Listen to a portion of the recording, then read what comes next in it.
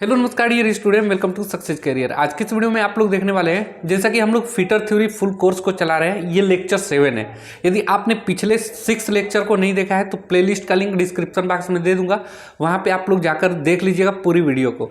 इस लेक्चर में यानी कि इस क्लास में हम लोग मापक एवं मापक यंत्र के बारे में पढ़ने वाले हैं। कौन कौन सा यंत्र है उसके बारे में पढ़ेंगे, ठीक है, जो कि एग्जाम की दृष्टि से कैसे क्वेश्चन बनता है वो भी हम पढ़ेंगे, ठीक है। चाहे आप इसरो हो, डीआरडीओ हो, एनपीसीआईएल हो, सीआईटीएस हो, एनसीएल एग्जाम हो, या कोई भी सीआईटीएस एग्जाम या किसी भी कम्पिटिटिव एग्जाम को फिटर से रिलेटेड आप तैयारी कर रहे हैं टेक्निकल एग्जाम का, तो ये क्लास आप लोग के लिए काफ़ी इंपॉर्टेंट है। बहुत तरह से क्वेश्चन बनते हैं।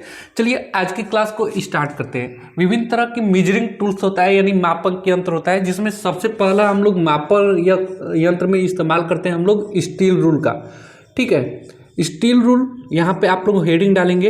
ये स्टील रूल कैसा बना होता है, मैं यहाँ पे आप लोग कुछ बना के दिखा देता हूँ। स्टील रूल कुछ इस प्रकार स्टील रूल बना होता है, जो कि काफ़ी ज़्यादा यूज होता है, आपने देखा भी होगा। यहाँ पे मार्किंग लगी होती है, ठीक। ये है स्टील रूल।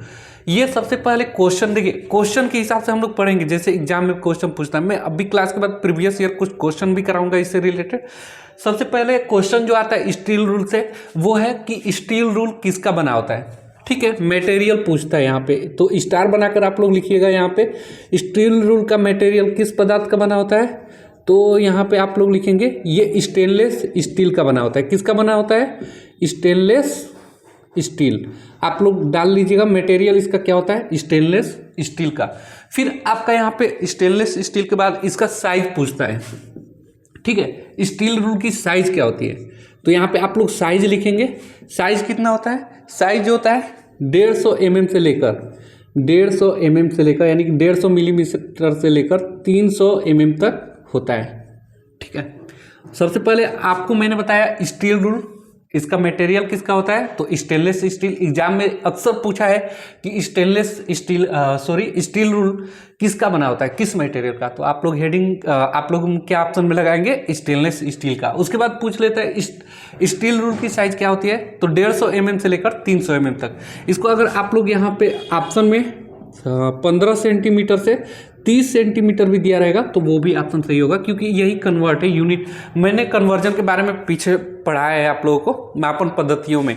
अब ये स्टील रूल से रिलेटेड इतना क्वेश्चन। उसके बाद आपका क्वेश्चन आ जाता है इससे रिलेटेड टाइप्स, इसके बारे में, यानी कि स्टील रूल कितने टाइप्स का होता है, तो वो टाइप्स हम लोग यहाँ पे पढ़ने वाले हैं।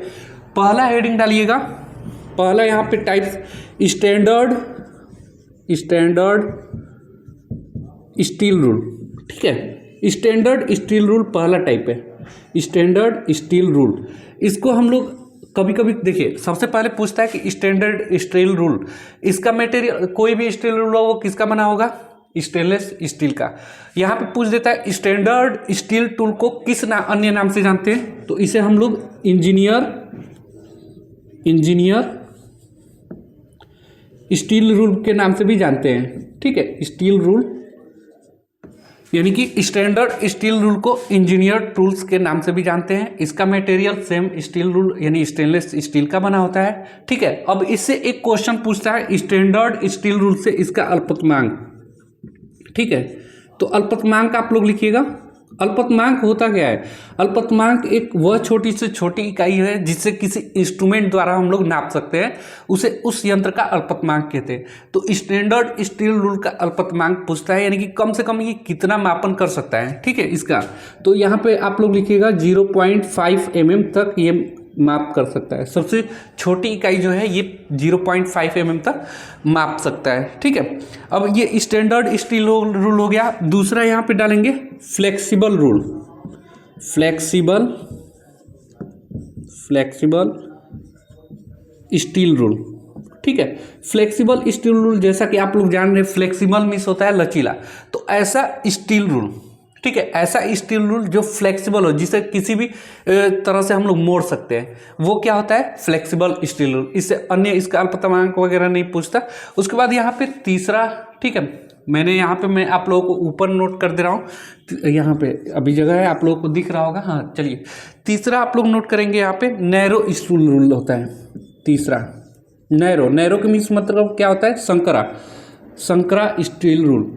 संकरा मतलब होता है किसी भी ऐसे जगह पे जहाँ पे बहुत ही कम जगह हो, वहाँ पे मापन के लिए हम लोग कौन सा इस्तेमाल करते हैं, कौन सा स्टील रूल का इस्तेमाल करते हैं, नैरो स्टील रूल का। जैसे कहीं खांचा है या ग्रूव है, इसको मापने के लिए हम लोग नैरो स्टील रूल का प्रयोग करते हैं। इस स्टील रूल को अन्य किस नाम से जानते हैं, तो नैरो स्टील रूल को हम लोग शार्ट स्टील रूल के नाम से जानते हैं, शार्ट स्टील रूल, ये याद रखिएगा। स्टैंडर्ड स्टील रूल को अन्य किस नाम से जानते हैं, इंजीनियर स्टील रूल के नाम से जानते हैं। अल्पतमांक इसका आप लोगों को याद रखना चाहिए, फ्लेक्सिबल स्टील रूल। 3 तरह के स्टील रूल हमने आपको पढ़ा दिया, स्टैंडर्ड, फ्लेक्सिबल और नैरो। चौथा आप लोग नोट करिएगा यहाँ पे हुक रूल। चौथा हुक रूल। हुक रूल क्या है, कैसे बना होता है, जैसे स्टील रूल ये है, आप लोगों ने देखा होगा कुछ इस प्रकार का, उसमें हुक बना रहता है इस प्रकार का। ये चीज़ कहीं पे पॉइंट हम लोग कहीं फंसा देते हैं कोई भी चीज़ नापने के लिए, जैसे इस प्रकार होगा, इसको हम लोग यहाँ फंसा देते हैं। इसमें होता है कि दूसरे साइड में अगर कोई व्यक्ति नहीं भी है तो उसमें क्या कर देते हैं, फंसा के वो लोग हम लोग नाप सकते हैं ना। तो कुछ इस प्रकार हुक टाइप का बना होता है, ठीक है। तो ये चौथा हो गया। चौथे के बाद मैं यहाँ पर मिटा दे रहा हूँ कि मुझे जगह मिल जाए। स्टील रूल को इतना आप लोग नोट करते चलिएगा ना। अभी और भी मापक यंत्र है जो हम लोग पढ़ेंगे, जो कि इम्पोर्टेंट है। फिर उसके बाद कल के लेक्चर में हम लोग मार्किंग टूल्स के बारे में पढ़ेंगे। आज मापक यंत्र के बारे में पढ़ ले रहे हैं, कल मार्किंग टूल यानी कि मार्किंग यंत्र के बारे में पढ़ेंगे। चलिए पांचवा यहाँ पे आप लोग हेडिंग, पांचवा स्टील रूल के बारे में लिखिएगा आप लोग, श्रिंक रूल। ये इंपॉर्टेंट है, काफ़ी ज़्यादा इंपॉर्टेंट है और इससे बहुत सारा क्वेश्चन बनता है। इसे मैं अभी आप लोगों को प्रीवियस ईयर के क्वेश्चन बनाऊंगा, तो इससे बहुत सारा क्वेश्चन पूछा गया है। श्रिंक स्टील रूल, ठीक है। श्रिंक स्टील रूल सबसे पहले देखेंगे इसका उपयोग कहाँ करते हैं। सामान्य रूल का इसका श्रिंक का मतलब होता है क्या, सिकुड़ना। श्रिंक मतलब क्या होता है, सिकुड़ना। श्रिंक जैसा कि नाम है श्रिंक होगा, यानी इसका मापन सबसे पहले देखिएगा। जो साधारण स्टील रूल होता है ना, जैसे मैंने बताया कि उसमें 1 सेंटीमीटर 2 सेंटीमीटर, इसमें जो स्टील रूल होता है, इसमें जो स्टील रूल बना होता है वो सामान्य स्टील रूल से थोड़ा बड़ा साइज में इसका जो मापन होता है बड़ा साइज में किया जाता है, यानी कि इनके खाने के बीच की दूरी थोड़ा ज़्यादा लिया जाता है। अगर मान लीजिए साधारण स्टील रूल में, साधारण स्टील रूल में अगर पास मापन है तो 1 सेंटीमीटर यहाँ पे देखिए, यहाँ पे 1 सेंटीमीटर हो रहा है साधारण स्टील रूल में, वहीं श्रिंक रूल में थोड़ा बड़ा खाना बना के लिया जाता है 1 सेंटीमीटर। क्यों, मैं उसका रीजन भी बताऊंगा। और इससे क्वेश्चन इसलिए बनता है क्योंकि कंफ्यूज कर देता है। तो सबसे पहला पॉइंट लिखेंगे यहाँ पे, सबसे पहला पॉइंट लिखिए आप लोग, सामान्य रूल से, सामान्य रूल से। अभी आप लोगों को समझ में आ जाएगा श्रिंक रूल का क्या होगा। सामान्य स्टील रूल से इसका खाना बड़ा होता है, ठीक है। इसका खाना क्या होता है, बड़ा होता है, ठीक है। और कितना बड़ा होता है, मान लीजिए कि हम लोग साधारण स्टील रूल इस्तेमाल कर रहे हैं और एक श्रिंक स्टील रूल, तो ये क्यों हम लोग इसको लेंगे, कितना बड़ा लेते हैं, तो वो आप लोग नोट करिएगा। वो होता है 1/10 इंच से लेकर 1/10 इंच से लेकर कितना तक होता है, 7/16 इंच, ठीक है। इतना खाने की लंबाई थोड़ा बड़ा रखते हैं साधारण स्टील रूल की अपेक्षा, ठीक है। ये पहला हो गया। अब इसका उपयोग कहाँ किया जाता है, बहुत ही इंपॉर्टेंट है। जैसे आप लोगों को पता है, आपने विभिन्न तरह के प्रसार विस्तार, रेखीय प्रसार, क्षेत्रीय प्रसार, आयतन प्रसार पढ़ा है। तो आपको पता है ना, कोई चीज़ हम लोग गर्म करते हैं तो वो एक्सपेंशन होता है, फैलता है।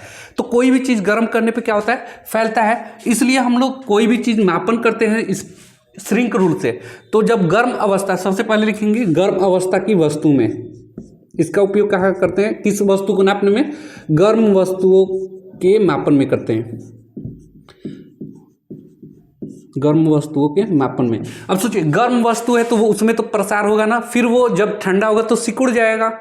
जब गर्म है तो क्या है, एक्सपेंशन है, उसमें विस्तार है, और जब वो ठंडा होता है तो वो सिकुड़ जाता है। इसलिए अगर मान लीजिए कि हमें 5 सेंटीमीटर की कोई ऑब्जेक्ट बनाना है, ठीक है, ये 5 सेंटीमीटर का कोई व्यास का कोई ऑब्जेक्ट है, मान लीजिए गेंद है, और अगर हम लोग गर्म अवस्था में 5 सेंटीमीटर नाप देते हैं तो वो जब ठंडा होगा तो सिकुड़ जाएगा ना, इसलिए थोड़ा 5 सेंटीमीटर से अधिक वो चीज़ हम लोग ऑब्जेक्ट बनाते हैं, गर्म अवस्था में नापते हैं, तो वो सिकुड़ के क्या होता है, वो कितना हो जाता है, सिकुड़ के 5 सेंटीमीटर हो जाता है। जबकि गर्म अवस्था में नापते हैं तो हमें थोड़ा बड़ा नापना पड़ेगा, क्योंकि ठंड होकर क्या होगा, वो सिकुड़ेगा। इसलिए उस समय हम लोग क्या इस्तेमाल करते हैं, श्रिंक स्टील रूल का इस्तेमाल करते हैं। एक क्वेश्चन पूछ देता है, अभी प्रीवियस ईयर में ही पूछा था कि लोहार जो इस्तेमाल करता है वो किस स्टील रूल का इस्तेमाल करता है। तो लोहार तो गर्म वस्तुओं पर ही वर्क करता है ना, गर्म लोहे वगैरह पे, तो वो कौन सा इस्तेमाल करता है, श्रिंक स्टील रूल का इस्तेमाल करता है। और ये श्रिंक कितना होता है, तो ये 1/10 से 7/16 इंच प्रति फुट होता है। कितना होता है, प्रति फुट, यानी कि 1 फुट में इतना श्रिंक होता है। ठीक है, तो ये याद रखिएगा। उसके बाद इसका उपयोग कहाँ किया जाता है, तो पैटर्न मेकिंग में इसका इस्तेमाल किया जाता है, याद रखिएगा, पैटर्न मेकिंग में इसका उपयोग किया जाता है। और कहाँ आपने देखा होगा, अगर आप मैकेनिकल से हैं तो आपने कभी जब इंडस्ट्री में जाएंगे तो आपको कोई चीज़ कास्टिंग करनी पड़ेगी। ठीक है, तो कास्टिंग यानी कि कास्टिंग के समय हम लोग उसका इस्तेमाल करेंगे, यानी कि मोल्डिंग शॉप में कोई चीज़ मोल्ड किया जाता है तो मोल्डिंग शॉप में, यानी कि इस स्टील रूल का प्रयोग किया जाता है। मोल्डिंग शॉप क्या होता है उसके बारे में समझिए। एक ऐसा शॉप जिस पे हम लोग कोई चीज़ मोल्ड करके बनाते हैं। पहले हम लोग 2 प्लेट होता है, कोप होता है ये वाला पार्ट, और दूसरा प्लेट होता है जिसमें सैंड भर देते हैं, सैंड के अंदर भर देते हैं इसके अंदर। ठीक है, उसके बाद इसमें एक पैटर्न बना देते हैं। हमें आयताकार पैटर्न का ऑब्जेक्ट चाहिए तो वो खोखला कर देता है पैटर्न। और उसके बाद कोई भी मटेरियल जो कि मोल्टेन अवस्था में होता है उसको हम लोग इसमें उड़ेल देते हैं, तो वो क्या बन जाता है, उस वस्तु का बना देता है। और ये क्या करता है, इसलिए हम लोग इसका इस्तेमाल मोल्डिंग शॉप में भी करते हैं। और मोल्डिंग शॉप में क्यों, क्योंकि गर्म वस्तुएं तो पिघली अवस्था में रहेगी, मोल्टेन अवस्था में रहेगा धातु है, और वो श्रिंक होगा, इसलिए वहाँ पे मोल्डिंग शॉप में भी हम किसका इस्तेमाल करते हैं, श्रिंक स्टील रूल का इस्तेमाल करते हैं। तो ये आप लोगों को याद रखना है। पहला, गर्म वस्तुओं के मापन में यहाँ पे कंफ्यूजन कहाँ पे करता है, घुमा के इस आपका क्वेश्चन पूछता है। ठीक है, घुमा के कैसे पूछेगा, जैसे कि लोहार क्या करता है, पूछेगा कि लोहार किस स्टील रूल का प्रयोग करता है, तो लोहार गर्म वस्तुओं पे ही तो यूज करेगा। गर्म वस्तुओं के लिए हम लोग श्रिंक स्टील रूल का इस्तेमाल करेंगे। तो ये हो गया 5वां। छठा आप लोग नोट करेंगे यहाँ पे, छठा जो स्टील रूल है वो है की स्टील रूल, की शीट रूल, की शीट रूल। ठीक है, की शीट रूल का इस्तेमाल ऐसे नॉर्मली समझिए, की वगैरह के बनाने में, की वगैरह जो लगा होता है ना, उसको मापने में की शीट रूल का इस्तेमाल करते हैं। ये इंपॉर्टेंट नहीं है, आपका एक भी क्वेश्चन की शीट रूल से आज तक नहीं बना है। 5 नंबर 6 नंबर हो गया। ठीक है, तो ये था विभिन्न तरह के स्टील रूल। उसके बारे में अब हम लोग आगे पढ़ने चल रहे हैं कैलिपर्स के बारे में, जहाँ से क्वेश्चन बनता है। ठीक है, inside calliper, outside calliper, odd leg calliper, उससे बहुत सारे क्वेश्चन बने हैं। तो आपको उनको आप लोग नोट करिएगा, अपनी एक नोट बनाते रहिए। नोट बनाना काफ़ी इंपॉर्टेंट है। और देखिए, सारे PDF वगैरह आपको टेलीग्राम चैनल में मिलेंगे, क्विज वगैरह, तो आप टेलीग्राम चैनल अवश्य ज्वाइन करिएगा। और जो कोई भी पहली बार होगा इस चैनल पर, चैनल को सब्सक्राइब करिएगा। चलिए कैलिपर्स के बारे में देखिए, यहाँ पर मैं हिंदी में ही लिख दे रहा हूँ,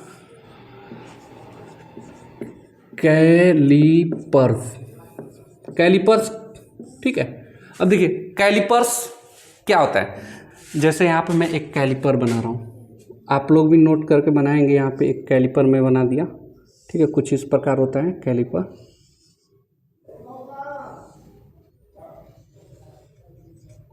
ठीक है, ये कैलिपर है।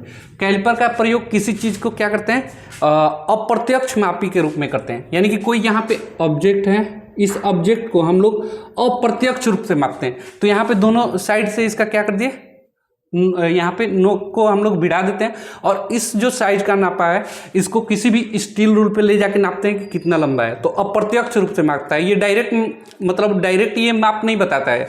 तो कैलिपर्स डायरेक्ट, ये क्या है, सबसे पहला पॉइंट एग्जाम में जो पूछता है कि कैलिपर्स प्रत्यक्ष मापी यंत्र है या अप्रत्यक्ष, तो लिखेंगे कैलिपर्स अप्रत्यक्ष मापी यंत्र है। क्या है, अप्रत्यक्ष मापी यंत्र है। ये डायरेक्ट नहीं मापता है, ये पहले मापता है, फिर उसको हम लोग किसी स्टील रूल पे मापने वाली चीज़ पे ले जाके नापते हैं कि हाँ कितना लंबा है। ठीक है, ये हो गया पहला पॉइंट लिखेंगे कैलिपर्स में क्या, तो लिखिएगा ये एक अप्रत्यक्ष मापी यंत्र है। दूसरा ऑप्शन देंगे यहाँ पे, इसका क्या करते हैं कि दूरी स्थानांतरण करने के लिए इसका उपयोग करते हैं। दूरी स्थानांतरण में उपयोग करते हैं। दूरी स्थानांतरण कैसे उपयोग करेंगे वो अभी देखिए। दूरी के स्थानांतरण में यहाँ पे कैलिपर्स के द्वारा हमने माप लिया, ठीक है। मान लीजिए ये मेरा हाथ कैलिपर से दोनों तरफ से इसको माप लिया। अब इसी साइज को हमें यहाँ पे ले जाके बताना है कि ये कितना मापे, तो वही दूरी स्थानांतरण हो गया। यहाँ से मैंने भर लिया अपने हाथ में कैलिपर्स में, कैलिपर्स लाके यहाँ नापेगा तो इस स्थान से उसकी दूरी यहाँ पे मैंने ला दिया, तो ये क्या हो गया, दूरी स्थानांतरण में हुआ, ठीक है। तीसरा यहाँ पे देखिए कैलिपर से रिलेटेड मटेरियल पूछ लेता है। क्या पूछता है, कैलिपर का जो मटेरियल है वो किस पदार्थ का बना होता है, ठीक है। यानी कि कैलिपर किस पदार्थ का बना होता है, तो वो आप लोग डालेंगे माइल्ड स्टील। कैलिपर्स किसका बना होता है, माइल्ड स्टील का बना होगा, माइल्ड स्टील या हाई कार्बन स्टील, दोनों अपने अपने उपयोग की वजह से जो भी आप लोग यूज करेंगे। ऑप्शन में माइल्ड स्टील होगा तो हाई कार्बन नहीं रहेगा, हाई कार्बन स्टील यहाँ पे मैं लिख दूं, हाई कार्बन स्टील, ठीक है। तो हम जिस जगह पे यूज करेंगे ना, तो हमारा वो जगह डिसाइड करेगा कि हम लोग जो कैलिपर यूज कर रहे हैं, कौन सा कैलिपर यूज कर रहे हैं, हाई कार्बन स्टील यूज करेंगे या माइल्ड स्टील प्रयोग करेंगे। High carbon steel SCS shortcut में लिखा जाता है, ठीक है। अगर कभी कभी एग्जाम में पूछ देता है SCS का फुल फॉर्म क्या होगा फिटर वालों के लिए, तो हाई कार्बन स्टील होता है, ठीक है। उसके बाद कैलिपर्स का आप लोग अप्रत्यक्ष मापी यंत्र, दूरी स्थानांतरण में और मटेरियल आपने पढ़ लिया। अब होता है कि कैलिपर के प्रकार, जैसे हम लोग स्टील रूल का प्रकार पढ़े हैं ना, वैसे ही कैलिपर का प्रकार पूछता है। तो चलिए हम लोग कैलिपर का प्रकार भी पढ़ लेते हैं। कैलिपर्स के प्रकार, हेडिंग डालिएगा, ठीक है। कैलिपर के प्रकार, बनावट के आधार पर अगर हम लोग कैलिपर को बांटे तो बनावट के आधार पर कैलिपर कितने प्रकार का होता है, देखिए तो 2 प्रकार का होता है बनावट के आधार पे। आप लोग दोनों को नोट करेंगे। एक होता है firm joint calliper, FIRM, firm joint calliper, और दूसरा जो होता है फर्म ज्वाइंट कैलिपर, और दूसरा जो होता है spring joint calliper, spring joint, ठीक है। अब ये भी 2 प्रकार के होते हैं, ठीक है। बनावट के आधार पे तो फर्म ज्वाइंट हो गया। चलिए मैं यहाँ पे कैलिपर हटा दे रहा हूँ, कैलिपर के प्रकार ही पढ़ रहे हैं। तो एक हो गया फर्म ज्वाइंट और दूसरा क्या हो गया, स्प्रिंग ज्वाइंट। अब इनके भी 2 प्रकार होते हैं, जैसे मैं यहाँ पे पढ़ा दे रहा हूँ, आप लोग समझ जाएंगे। फर्म ज्वाइंट क्या होता है, मैं यहाँ पे एक कैलिपर बना रहा हूँ ना, थोड़ा ध्यान से, थोड़ा अच्छा कैलिपर बना दूँ मैं। यहाँ पे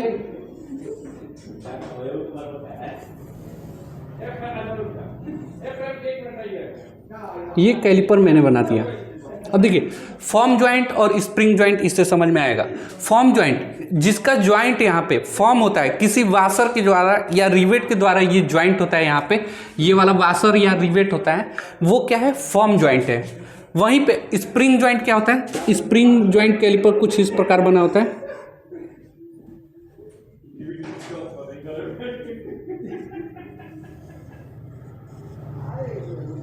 और यहाँ पे एक वाशर टाइप का लगा होता है, स्क्रू जैक टाइप का, और यहाँ पे कुछ नट लगा होता है, और यहाँ बीच में स्प्रिंग लगा होता है, ठीक है।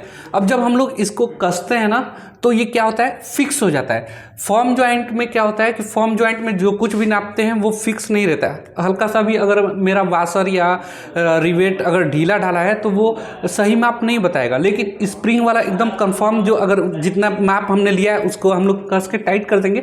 स्प्रिंग एक दूसरे को धक्का दे के ये लेग को क्या किया रहेगा, एक दूसरे को बाहर की तरफ धक्का दिए रहेगा, जिससे कि हम लोग का जो मापन है वो खराब नहीं होगा।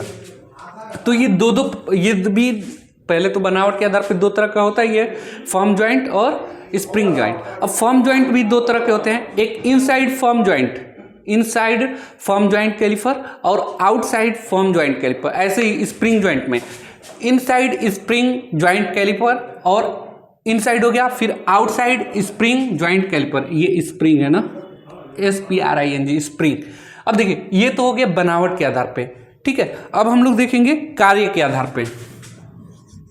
कार्य ये इंपॉर्टेंट है। देखिए एग्जाम में कैसे फर्म ज्वाइंट से क्वेश्चन पूछता है, तो फर्म ज्वाइंट में जो ज्वाइंट होता है वो किसका बना होता है, तो आप लोग वाशर या रिवेट याद रखिएगा। स्प्रिंग ज्वाइंट में स्प्रिंग लगा होगा वो याद रखेंगे, इससे याद रहेगा, इसी से क्वेश्चन बनता है। अब कार्य के आधार पर, कार्य के आधार पर कैलिपर्स 3 तरह के होते हैं, याद रखिएगा। पहला यहाँ पे हम लिख रहे हैं इनसाइड कैलिपर,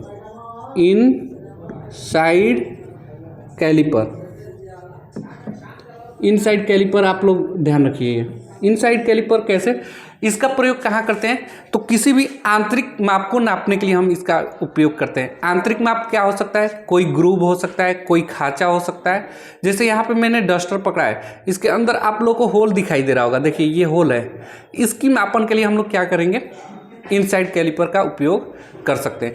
दूसरा आता है, तो आप लोग एक इनसाइड कैलिपर का उपयोग आप लोग लिख लीजिएगा,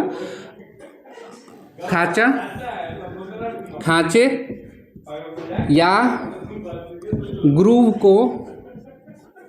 को मापने में, ठीक है, इनसाइड कैलिपर का इस्तेमाल करते हैं। आंतरिक चीज़ों को नापने के लिए हम लोग इनसाइड कैलिपर का इस्तेमाल करते हैं।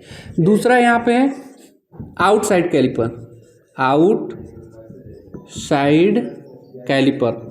कैलिपर आप लोग नोट करेंगे।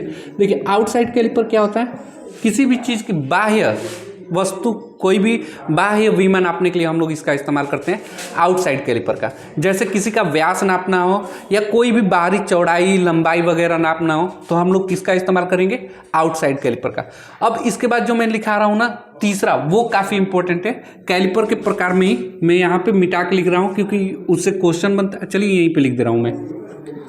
एक होता है ऑड लेग कैलिपर्स, जिससे क्वेश्चन एग्जाम में आपको बहुत बनता है। ऑड लेग कैलिपर नोट करिएगा।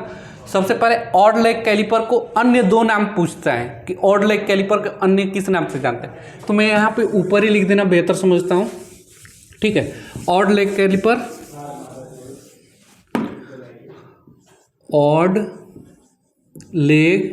कैलिपर सबसे पहले पूछता है कि ऑड लेग कैलिपर को अन्य किस नाम से जानते हैं, तो ऑप्शन में दिया रहेगा। देखिए ऑड लेग कैलिपर का अन्य नाम जो होता है वो है जेनी कैलिपर।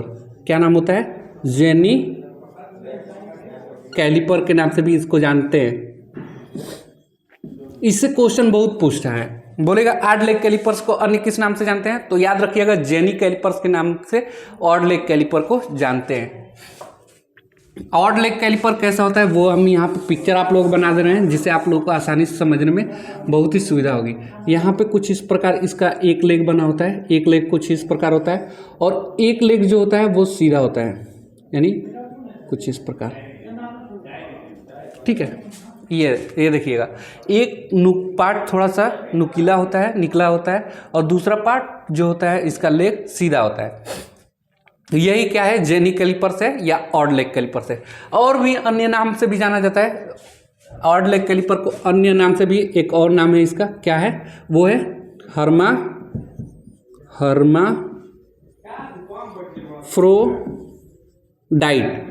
ठीक है, हर्माफ्रोडाइट इसका अन्य नाम क्या है, हर्माफ्रोडाइट या जेनी कैलिपर्स या ऑड लेग कैलिपर्स, इसको जानते हैं। इसका प्रयोग कहाँ किया जाता है, तो इसका उपयोग लिखिएगा, उपयोग हर्माफ्रोडाइट या जेनी कैलिपर्स या ऑड लेग कैलिपर्स का उपयोग कहाँ किया जाता है, तो किसी भी वस्तु के समांतर रेखा खींचने के लिए। जैसे ये वस्तु है, यहाँ पे कैसे खींचेंगे वो भी मैं बताऊंगा, चलिए इसको देखते रहिए। देखिए इसका उपयोग समांतर रेखाएं खींचने, इसका उपयोग कहाँ होता है, समांतर रेखा खींचने में करते हैं इसका उपयोग, समांतर रेखा खींचने व हम सेंटर ज्ञात करने के लिए इसका उपयोग करते हैं। किसका सेंटर, किसी भी गोलाकार वस्तु का, किसी गोलाकार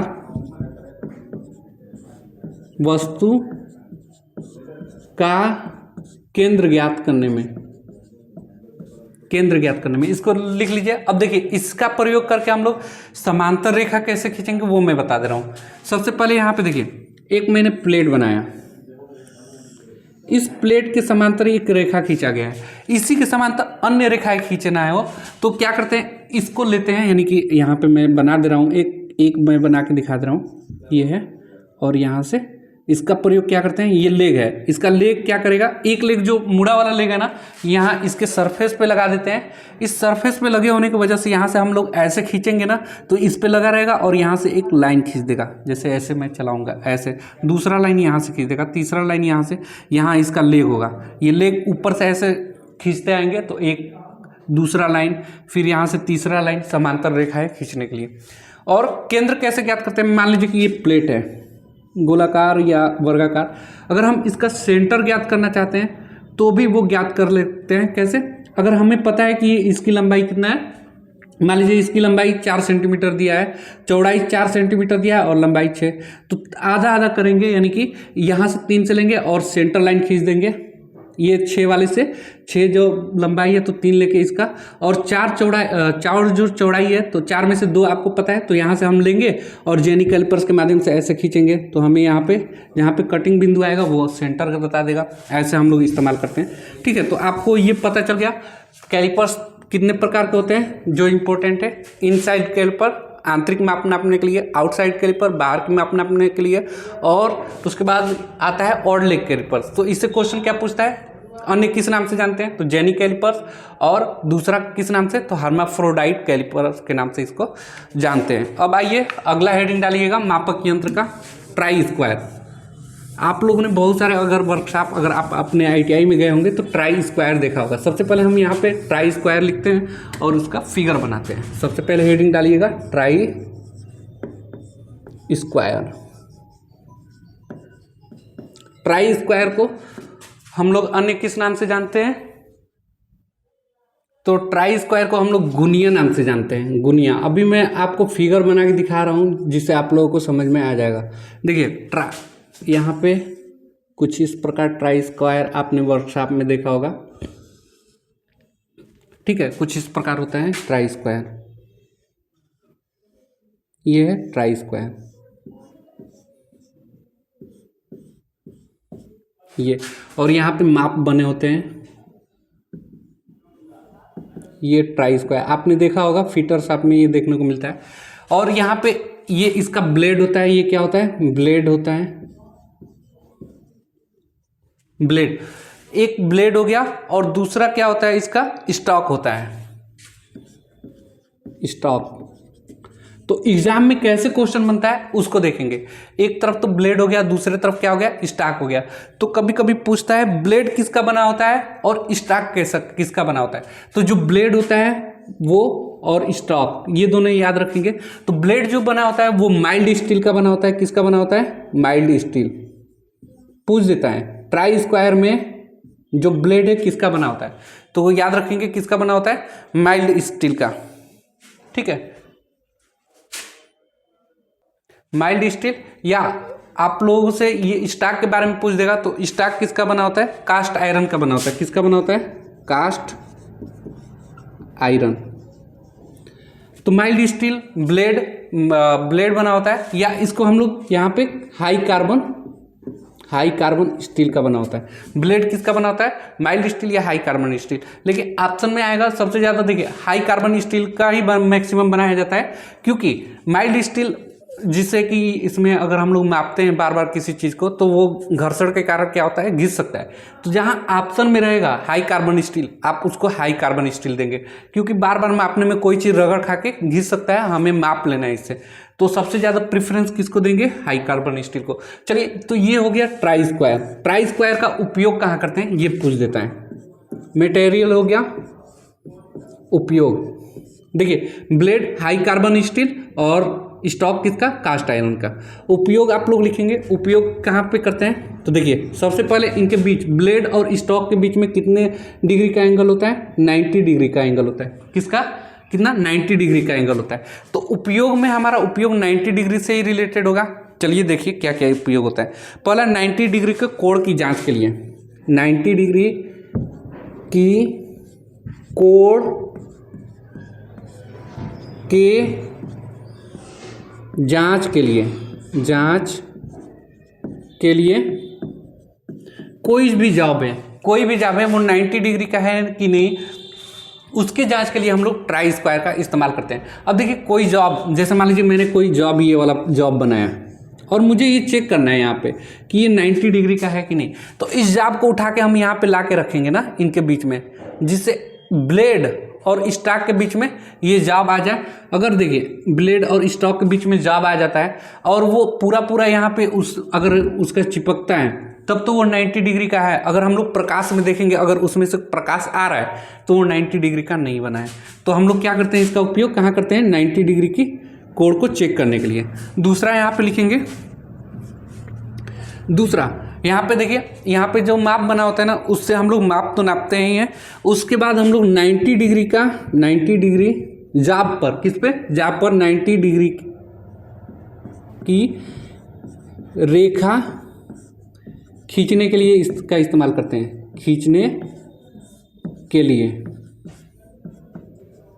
हम लोग ट्राई स्क्वायर या गुनिया का इस्तेमाल करते हैं। तीसरा यहाँ पे वो लिखिएगा, समतलता की जांच के लिए, जाब की समतलता की जांच करने के लिए ट्राई स्क्वायर का इस्तेमाल करते हैं। किसका इस्तेमाल करते हैं, ट्राई स्क्वायर का, समतलता की जांच के लिए। उसके बाद यहाँ पे लिखेंगे चौथा, जाब पर समांतर रेखा खींचने के लिए भी हम लोग इसका इस्तेमाल कर सकते हैं। ठीक है, अगर समांतर रेखा खींचना है तो हम इसका इस्तेमाल कर सकते हैं, क्योंकि आपको पता है 90 डिग्री पे होता है और ये वाला जो स्टॉक होता है ना, ये मोटा होता है। किसका बना होता है, कास्ट आयरन का, जबकि ब्लेड किसका बना होता है, हाई कार्बन स्टील का। ठीक है, तो ये हो गया ट्राई स्क्वायर। अब अगला हिंदी में डालेंगे प्रोटेक्टर, यानी चांदा। मापक यंत्र पढ़ रहे हैं विभिन्न तरह के। एक होता है, देखिए एक मैंने आपको अभी डिवाइडर के बारे में बताएंगे, डिवाइडर होता है, और कैलिपर के बारे में पढ़े थे। दोनों में डिफरेंट क्या होता है, क्योंकि कभी कभी एक क्वेश्चन फंसाता है जो आप लोगों को मैं बताऊंगा अभी, क्योंकि एक क्वेश्चन पिछली बार आया था और लड़के उस क्वेश्चन को गलत करके आ गए थे, तो मैं नहीं चाह रहा हूं आप लोग वो गलती करके आएंगे। अब यहाँ पे आप लोग हेडिंग डालिएगा, मापक यंत्र में चांदा। चांदा को इंग्लिश में क्या करते हैं, कहते हैं प्रोटेक्टर। आप लोगों ने प्रोटेक्टर बहुत बार यूज किया होगा। कुछ इस प्रकार बना होता है प्रोटेक्टर। प्रोटेक्टर किसका बना होता है, सेल्यूलाइड प्लास्टिक का बना होता है। यहाँ पे आपको डिग्री लिखे होते हैं कुछ इस प्रकार, 1 से लेकर कितना तक लिखा होता है, ये 0 से लेकर यहाँ पे 0, 1, यहाँ इधर 180, बीच में 90 डिग्री। ये क्या होता है, चांदा होता है। कुछ इस प्रकार बना होता है वो चांदा, आप लोग देखे होंगे मार्केट में। कुछ अब इस ऐसा भी आ गया है, यहाँ पे आपका सेंटीमीटर बताता रहता है। तो ये चांदा है। चांदा का प्रयोग कहाँ करते हैं, उपयोग लिखिएगा। उपयोग आप लोगों को पता है किसके लिए करते हैं, इसका उपयोग इसका करते हैं कोण मापने में। कहाँ पे करते हैं, चांदे का उपयोग कोण मापने में करते हैं। सबसे कोण मापने में इसका इस्तेमाल किया जाता है। इसी का सुधरा रूप क्या आता है, वर्नियर या बेवेल प्रोटेक्टर। आप लोग हेडिंग डालेंगे, अगला हेडिंग डालेंगे बेवेल प्रोटेक्टर।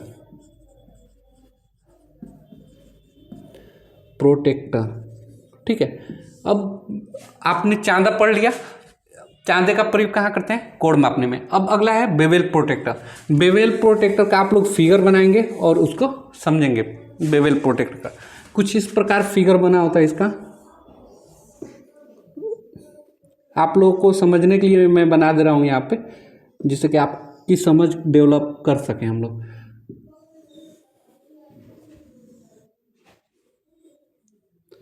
कुछ इस प्रकार बेवेल प्रोटेक्टर बना होता है। ठीक है, और यहाँ पे भी कुछ मापन दिया रहता है और कुछ यहाँ पे भी कोण बने होते हैं। ठीक है, एंगल बताता है। ठीक, तो ये है क्या है, बेवेल प्रोटेक्टर। इसको अन्य किस नाम से जानते हैं, देखिए जैसे हम लोग स्टील रूल का प्रयोग हम लोग किसी भी दूरी को मापने में करते हैं ना, और उससे परिशुद्धता से नापना हो और अधिक शुद्धता से, तो हम लोग वर्नियर कैलिपर्स का इस्तेमाल करते हैं।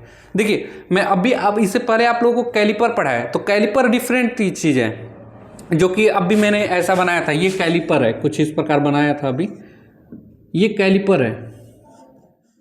लेकिन वर्नियर कैलिपर एक अलग चीज है, ये एक अप्रत्यक्ष मापी यंत्र है, जबकि वर्नियर कैलिपर प्रत्यक्ष मापी यंत्र है। दोनों में डिफरेंट है। इससे क्वेश्चन बहुत बार फंसा था। मैं पिछला लेक्चर में अगर आप लोग देखे होंगे तो क्लियर होंगे उससे। इसी प्रकार चांदा क्या करता है, सिर्फ कोण मापता है, 1 डिग्री का कोण माप लेगा, ठीक है, 2 डिग्री ऐसे डिग्री में। लेकिन और अधिक शुद्धता से कोण मापना हो तो हम लोग क्या इस्तेमाल करेंगे, बेवेल प्रोटेक्टर का इस्तेमाल करेंगे। तो इसका भी उपयोग क्या होता है, कोण मापने में। इसका बेवेल प्रोटेक्टर का उपयोग कहाँ होता है, कोण को मापने में भी इसका इस्तेमाल करते हैं, ठीक है, कोण को मापने में, याद रहेगा। देखिए, और बेवेल प्रोटेक्टर को अन्य किस नाम से जानते हैं, तो आपको पता है कि कोण मापने के लिए हम लोग चांदा इस्तेमाल करते थे, लेकिन शुद्धता से कोई कोण मापना है तो हम बेवेल प्रोटेक्टर का इस्तेमाल करेंगे। और इसमें शुद्धता से नापा जाता है, इसलिए इसे वर्नियर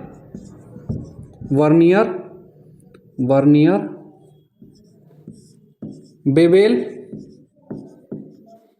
प्रोटेक्टर भी कहते हैं, प्रोटेक्टर, ठीक है। बेवेल प्रोटेक्टर को क्या कहते हैं, वर्नियर बेवेल प्रोटेक्टर कहते हैं। ये याद रखिएगा, इंपॉर्टेंट है। अब इसकी देखिए अल्पतमांक याद रखिएगा। अल्पतमांक पूछता है, अल्पतमांक बेवेल प्रोटेक्टर का अल्पतमांक कितना होता है, तो ये आप लोग नोट करिएगा, 1/12 डिग्री होता है। 1/12 डिग्री का ये आपको पता है कि या 5 मिनट का ये इसका अल्पतमांक 1/12 डिग्री या 5 इंच होता है। आपको पता है कि एक अंश में कितना मिनट होता है, तो एक अंश में यानी 1 डिग्री में 60 मिनट होता है, तो 60 से हम लोग कितनी बार में डिवाइड हो जाएगा, 5। इस प्रकार 5 मिनट का ये या 1/12 डिग्री का ये, तो ये है बेवेल प्रोटेक्टर। अगला हेडिंग डालिएगा जिससे क्वेश्चन पूछा जाता है, वो भी आसान है बिल्कुल, ठीक है। कल की क्लास हम लोग जो करेंगे ना, वो करेंगे हम लोग विभिन्न तरह की मार्किंग टूल के बारे में, यानी कि जिससे चिन्हित किया जाता है, उससे भी क्वेश्चन काफ़ी बनता है ना। अब यहाँ पे आप लोग वायर गेज ऑप्शन देंगे, वायर गेज। वायर गेज कैसा बना होता है वो देख लीजिए। वायर गेज कुछ इस प्रकार बना होता है, बनावट इसका कुछ इस प्रकार होता है। इससे बहुत ही अच्छा क्वेश्चन बनता है, जो कि एग्जाम में लड़के मिस करके आ जाते हैं, बहुत खराब क्वेश्चन कर देते हैं अपना,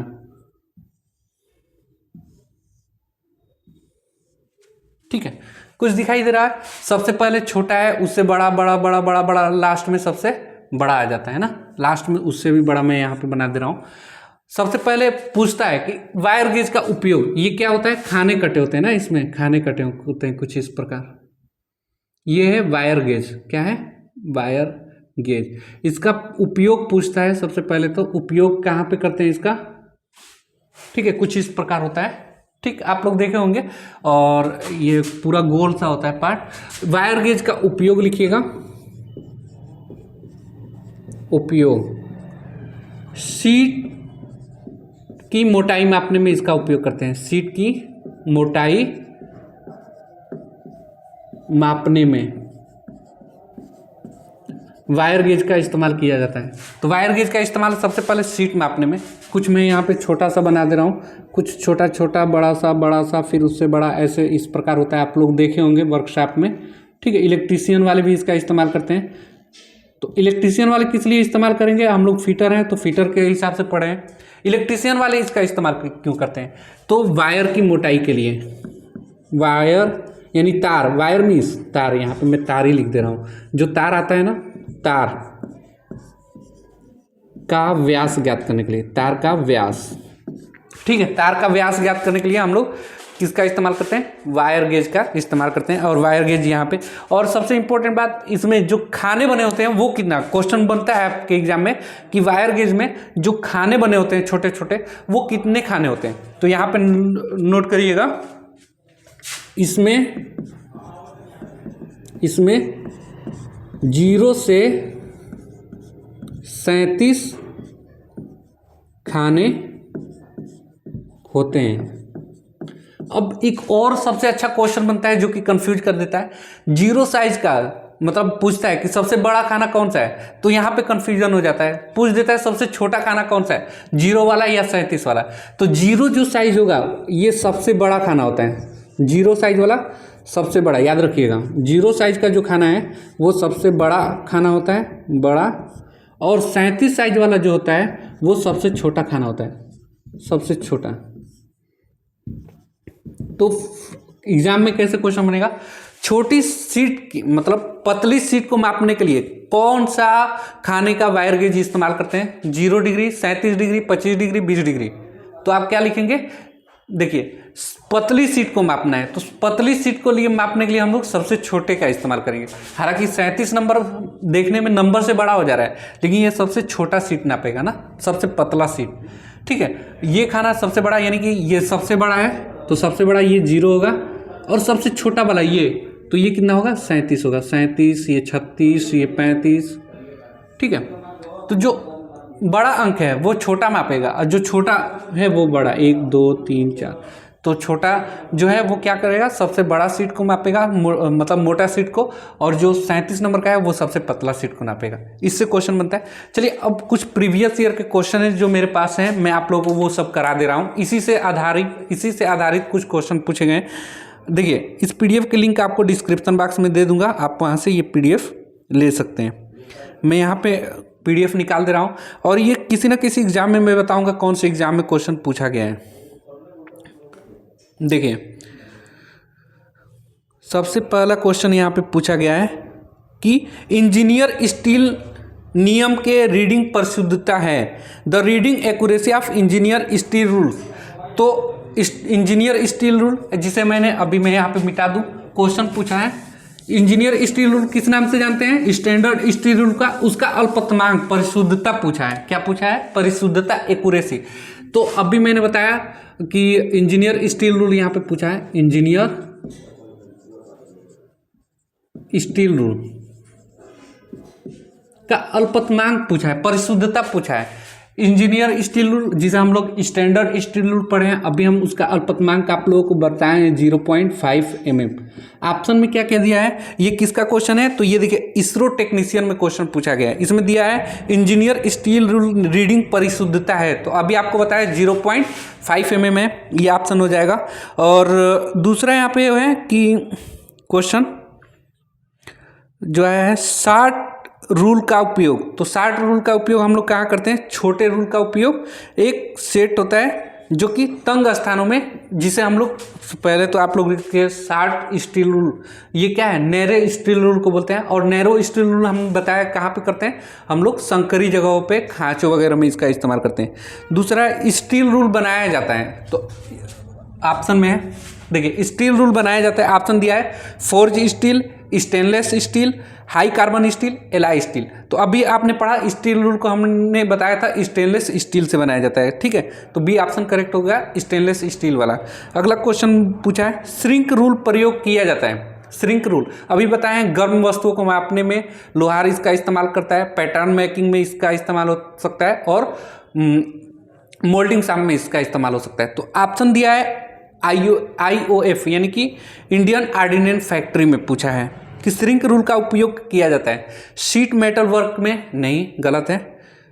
स्मिथी के कार्य में, ये भी गलत है। पैटर्न मेकिंग दिया है ऑप्शन, तो पैटर्न मेकिंग में इसका इस्तेमाल करते हैं। कहाँ कहाँ, गर्म वस्तुओं को मापने में इसका उपयोग, पैटर्न मेकिंग में इसका उपयोग करते हैं, मोल्डिंग शॉप में इसका उपयोग करते हैं, और लोहार इसका इस्तेमाल करता है ना।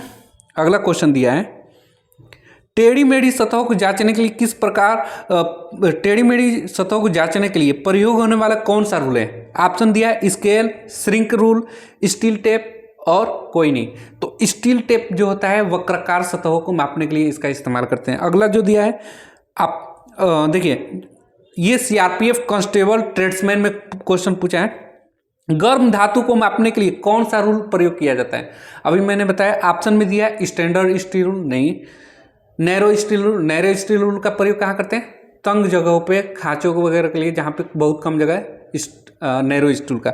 उसके बाद श्रिंक रूल ऑप्शन में है, तो गर्म धातु को मापने के लिए हम लोग कौन सा इस्तेमाल करते हैं, श्रिंक स्टील रूल का इस्तेमाल करते हैं, ये सही है। अगला क्वेश्चन पूछा है जो कि लोहार, देखिए ये पूछा है आप लोग का आरआरबी एएलपी में, लोको पायलट टेक्नीशियन 2002 और 2019 में भी पूछा है। लोहार द्वारा पैटर्न और हार्ड जाप पर, हार्ड जाप में यानी कि गर्म जाप पर कार्य करते समय निशान लगाने और माप लेने के लिए किस प्रकार के रूल का प्रयोग किया जाता है, ये क्वेश्चन पूछा है। ऑप्शन में दिया है narrow rule, shrink rule, hook rule, short rule. तो अभी आपको बताया कि लोहार या कोई भी गर्म जाप को नापने के लिए हम लोग श्रिंक रूल इस्तेमाल करते हैं। तो ये प्रीवियस ईयर के क्वेश्चन थे जो कि इसी से रिलेटेड क्वेश्चन बनाए। बाकी कल की क्लास में हम मार्किंग टूल्स के बारे में पढ़ेंगे जो कि विभिन्न तरह के हैं और वो भी बहुत इंपॉर्टेंट है। आप लोग उस क्लास को भी जरूर करिएगा, इससे पहले क्लास नहीं किए हैं तो वो भी करिएगा। देखिए फिटर थ्योरी से रिलेटेड कोई भी थ्योरी मैं आप लोग को नहीं छोड़ने वाला हूँ। आप लोग प्रीवियस ईयर के कोई भी कॉम्पिटिटिव एग्जाम की बुक पढ़ेंगे ना तो इससे क्लास सफिशियंट है, आप उससे अधिक ही कर पाएंगे पूरी डिटेल के साथ। तो आज की वीडियो को यहीं पर अंत करते हैं। वीडियो पर पहली बार होंगे तो चैनल को सब्सक्राइब कर दीजिएगा और लाइक करिएगा, क्योंकि आपका लाइक ही मेरे लिए मोटिवेशन है। Thanks for watching this video guys. मिलेंगे नेक्स्ट क्लास में, तब तक के लिए बाय।